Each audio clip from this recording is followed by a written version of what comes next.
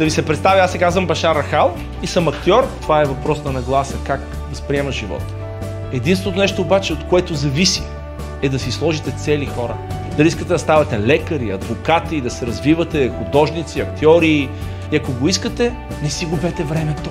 Не се страхувайте да излизате от зоната си на комфорт. Няма как да научите нещо, ако вас ви е страх да го опитате. Инвестирайте в себе си, не консумирайте само. Първият ми филм беше голям провал.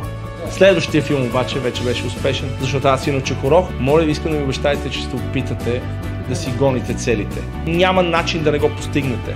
Целете се в луната. Ако не оцелите, поне ще попаднете сред звездите.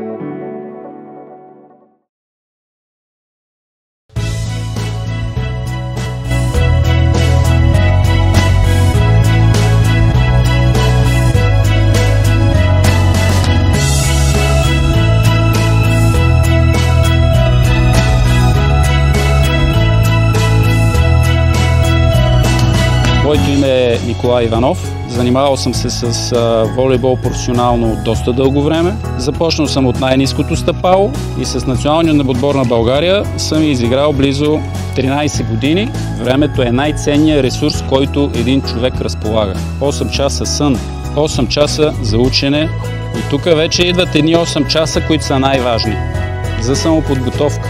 Ето в тези 8 часа се корени успеха. И най-важното е да искате нещата да ви се случат. Аз никога не съм си представил, че ще бъда фризьор. Като се записах фризьор, бях супер отчаян. Никога не бях постригвал никого. Реших да си отворя едно гаражче. И съответно клиентите започнаха да идват. И малко по малко станах по-добър. Докато постригвах и си казах, аз не искам да бъда фризьор само.